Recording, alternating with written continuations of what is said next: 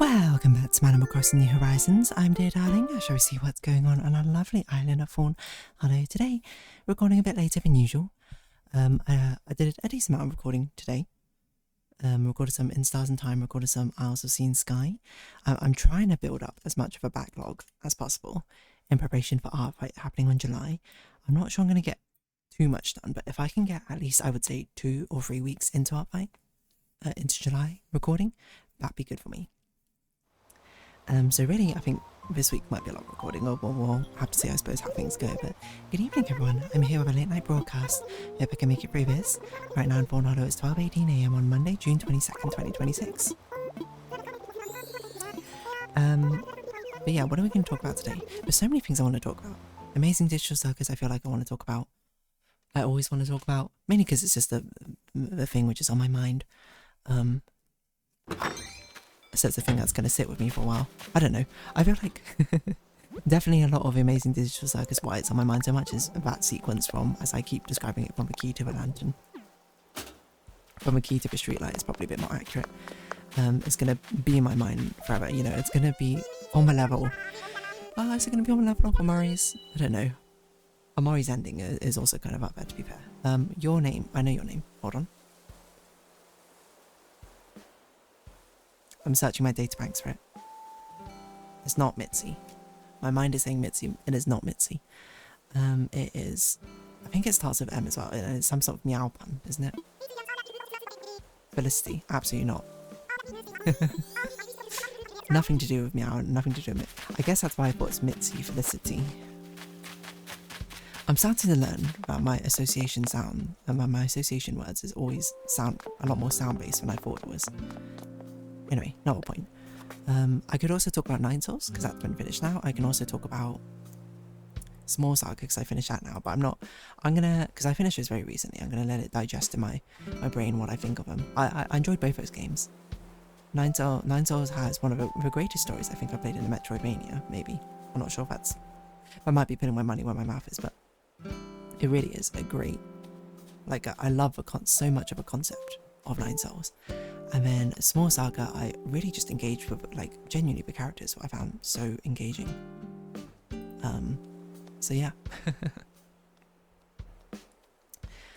And I will have to figure out what I'm playing after each of those. I have decided what I'm playing after Nine Souls. I haven't started recording it yet. But should be, like, a different change. Like, I will tell you, it is not going to be another 2D Metroidvania, because I have so many 2D Metroidvanias on my list. I'm like, I need to intersperse it with something else, just to not just keep it interesting, but also just keep up vibes, you know. Too much to do the same thing over and over and over again. So yeah, I will be playing a different game. I have decided on it. I haven't started thumbnail art on it, but I actually think it's probably one of the easier thumbnail arts. Not the easiest, but it is somewhat minimalist. Not okay, if I say minimalist, you might get the wrong idea.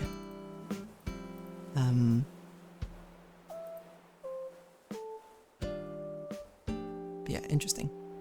I'm looking at it now because I was just gonna see like what the thing is. So yes, this is a game I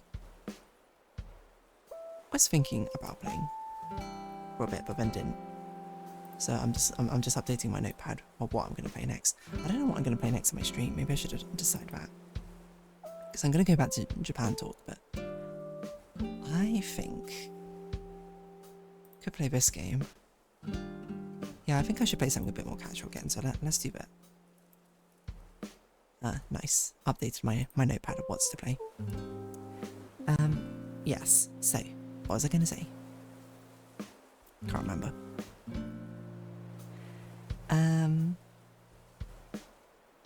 Oh yeah, Japan. So what did I talk about last time? Onsen? Bento box. I really did a whole episode about bento box. That's really funny. So what do we do after the bento box? We made it to Osaka, and then we had okonomiyaki that evening. How was it? It was decent. It wasn't the best okonomiyaki I've ever had, but it was pretty good. And I think it might have been one of the only times we've actually had okonomiyaki, I think. So it was good to get my friends to try it. To be fair, I think the group who stayed longer had it again afterwards. Well, not again, but we didn't have it with most of them, I think. But they had it full stop after we'd left. But yeah, this one was pretty decent. I'm going through the photo album in case there's something in between. I can't really remember. And then we just did Osaka, then we did 2 different things. We split up into a lot of different groups. Me and one friend, we went to Tokyo Tower.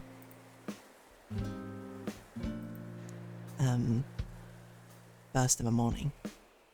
I can't remember why we split up so randomly. Like they must have done. Oh, that was right. Because as us two, we went to Tokyo Tower, and then before them, they went to do Haniwa making. And you might be like, what is a Haniwa doll? It's actually what I think the gyroids in this Animal Crossing game are made after. But they're sort of like little figurines which are used for ritualistic burial purposes or something. But like a funeral figurine. I don't really know much about them, mind you. But I think that's what is that Animal Crossing gyroids. Are they based off? Let's see, trivia. Real world information. Yeah, Haniwa. I mean, that's what they're based off of. Really, babe. I mean, to be fair, I'm on the Wikipedia page for Haniwa. They mostly look like people. But there can be Haniwa which kind of look like gyroids. So yeah, they did like an artsy craftsy workshop where they made it out of, I think, clay or something. But we did not do that. I don't know why I'm saying it was such a weird emphasis. Went to Tokyo Tower, which is a nice place. I think it's like, I mean, I like looking at viewpoints. I think viewpoints are fun to look at, and you know, I know not everyone does, so fair enough. I do like cityscape viewpoints. I think, I don't know, I said it before, I think, when I talked about going up Tokyo Tower. At night time, it's because, like, you know, you see the city of, like, the lights of street, all the street lights, the city lights, the building lights, things like that. And to me, I think it's sort of, it opens up to a vast expanse of basically every single person in the city, you know. Each one of those lights, not on a literal sense, represents a person. But that light, you know, in some way does represent a person. Not literally. I don't think every room which has a light on, it's not like street lights or have one person standing underneath them. But to me, that sort of sparkling sea of lights, it kind of feels like a, wow, like how many people are down there all living a life, or, you know, having their own story one way or another. The same thing, you know. The same way that I have like my own story and I'm doing my own thing. And they have theirs too. And I think it's very fascinating to see. But this time we went like basically early morning. And this time you can actually see a lot more, you know. You can see things like cars driving around or like people walking about, going about their day, you know. Seeing things on like a macrocosmic scale, I think is always fun, you know. Always fun to sort of engage with and be like, oh, look at all the people down there. Wonder what they're doing, wonder where they're going, wonder what they're thinking. But yeah, we just run around, like, honestly, I really like this outfit that I'm wearing that day.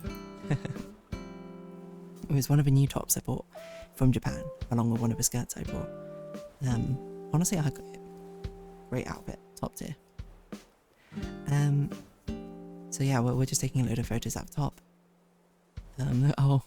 There's also a thing that I do with this friend where almost on every holiday we go on, we try and recreate this photo, which I took back in sick form on one of our first holidays together. Not technically not the first, but our first, like, not part of the school trip holiday together. I don't even know what even caused it, or what even happened, but I was like on a level above him on a balcony looking down, and he was like looking up at me smiling with like sunglasses on or something, and that's it. That's the entire photo. And now for like every holiday we've been on, I think we tried to recreate it. I don't know if we've done it on every holiday, mind you. There's some things which are like few day camping trips, which I'm sure we didn't, but still. Wait, why have I skipped ahead to? Oh no, I'm going right way around. And then yeah, it's a nice sort of lookout location, to be honest. And it has this thing as well, which is very interesting. It's kind of wild, which I wonder what originated, but it's got the love lock thing. Let's see, love lock. yeah, a love padlock. Oh, it's basically something, if you don't know what it is, it's something which couples try and get. I think like in OG times, it was like just a regular padlock which people get like Sharpies and write their names of you plus your lover, you know, in the same vein, I suppose, of carving into a tree like your initials or something. I guess it's kind of like the metropolitan version of that. Where instead of carving it into nature, you like, there's a bridge or like a tower, or I think generally it's meant to be like, originally it's meant to be like a remote location or something. So often it would be like, you know, in a place where it's abandoned or you're not meant to go, or like a bridge which we climbed out or something, and then you lock it to that as a sign of like undying love, etc, etc. So I don't know exactly where it originated, which, you know, I'm trying to skim this Wikipedia page to see, but there's been an interesting push and pull for it, because obviously when it started happening and then it became a fad, everyone started doing it, and then you'd get these places which just have tons of locks on them, which obviously don't look all that great, mind you. And then, you know, I suppose like the local people who ever run whatever place it is, like look after the bridge or look after the tower, which sort of like, we don't all want all these locks there, and it's like banned or whatever. But some places are now like accepting of it, like in fact not enforcing it, but like encouraging it. And Osaka Tower is one of them, where they have a little corner over there where they have like these railings which you can put your love padlock on, and it will stay there for until it gets full, and then they change it out for new ones, which definitely sort of flies in the face, I think, of the permanent nature that the lock is meant to represent. It's meant to represent something solid, unbreakable, right? Well, love locks are not particularly unbreakable, but I mean, I think that's part of the poetry, but unbreakable except for if you have a key, which the couples would theoretically do. So to me, I think there's a nice sort of poetry, but there's a nice poetry in using locks as a representation, I think, of love in the first place.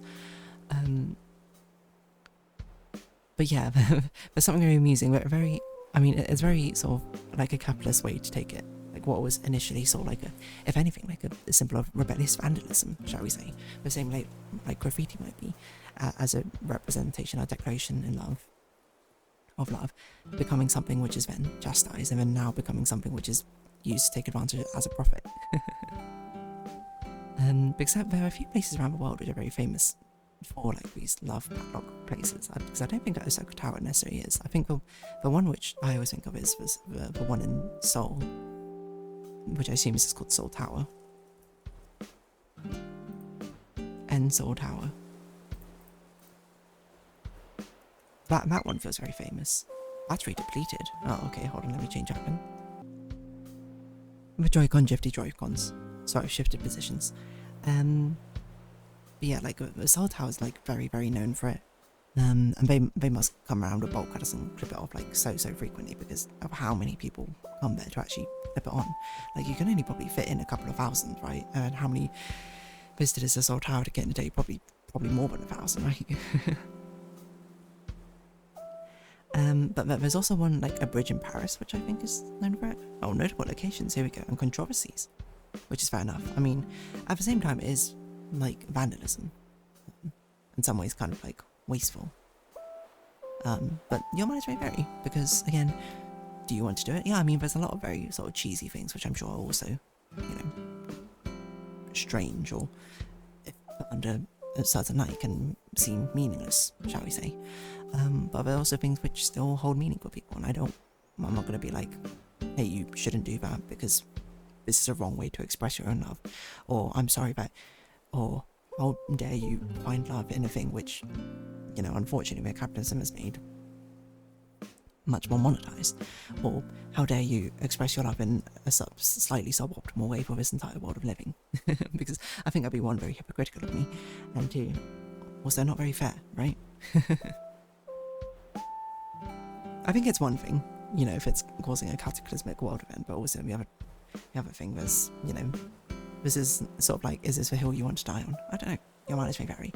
Anyway, so your mileage may vary whether you think love locks are truly like a romantic sort of, even when they get removed, like it's still the symbol of it it's still there. Or you might think, what a waste of time, why spend your money on that sort of thing? I'd rather have, you know, a cake or something to share with my partner. Fair enough, either way. But now I'm curious about notable locations. Because most of these I don't know. Algiers, Winnipeg, Canberra, Melbourne. Again, the ones I know, Seoul Tower, and there's like something in Paris. Not the Eiffel Tower, but there's like a bridge in Paris or something known for it. Oh, here we go. Pont des Arts. Yeah, here we go. It's this bridge which is known for it. I think part of it was because there's so many locks on it. It made like the railings of it like really heavy, or something. There's some really cool variants of it here, which I've seen. A love lock tree, which I assume must be a tree made out of recycled materials or something, and you can lock a love lock to it. That I think is kind of cute. It kind of feels like a junkyard beauty sort of way. Like the Wikipedia's got two of them. One, what's this one? This one in a canal in Moscow, which I'll be honest, I don't like the look of. But this one in Beaulieu Palace House in, I assume, France. No, it's in the UK apparently.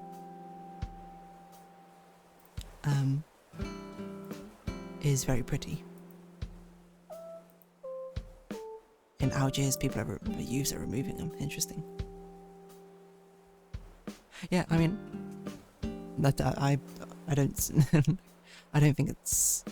I can fully understand why they're removing them. Like, I think a lot of times they don't look particularly pretty, and I also think it's the sort of thing where it's like, this representation of love is between these two people, and you're not those two people. So I guess it's as equally meaningless to you. And I think there's also something to be said about how meaningless it feels when it's sort of drowned out by the fact that like 10,000 other people also have done it next to you. Not to say that love and romantic experiences are only meaningful if they're unique experiences, so to say, but I think there are like nicer ways to do them. Like, I don't know if I would do a love lock sort of thing. I'd feel like that's not. I mean, part of me, I'm sure, might be tempted to do it, just for like, I don't think I'd do it on like public property viewing, but I could see myself doing it on like the Osaka Tower, where it's like, oh, this is a designated area to do the love locks, and I'd be like, okay, maybe. Because it feels kind of cute, I suppose, especially when it's sort of like, this is kind of the area to do it, and then they scrape it off, and I don't know, maybe they get eraser locks and reuse them, who knows. But I don't know if I could just go to a random place and do it. But I don't know, I think part of me loves the poetry of a lock representing love in some ways. In both the good and positive connotations, I suppose, of it. There's something very interesting of it. Right, let's see. Osaka Tower lock. It made a sky building, that's what it's called. Oh, I will say as a small tangent in these last 2 minutes, it made a sky building. They had a store which they were selling things, and then they had a Festival of Lights thing, Circus of Light collaboration, which is basically a load of animals in a circus. And that was a promotional thing they did for Made a Sky, which I obviously bought a moleskin for, and it was quite expensive. Was it Circus of Lights? I've been trying to find more things with these Circus of Lights, because I bought a little tote bag as well, because I was like, this cute thing is exactly my sort of aesthetic, you know? Anything, I don't know, it kind of feels like a Beatrix Potter adjacent sort of thing, except for it's not Beatrix Potter aesthetic, it's a much more modern minimalist aesthetic. Anyway, I like that. That's about that. Yeah, so it was a nice time looking around. And then the rest of Osaka, so many stories, so many more things we did. But for now, we're on this episode up here. So if you have been watching, thank you very much. It's been Animal Crossing New Horizons. I've been Dear Darling. Likes, comments, subscription, shares greatly appreciated. Socials, Discord down below. Hope to see each other again, but for now, it's our farewell. So until next time, bye bye for now.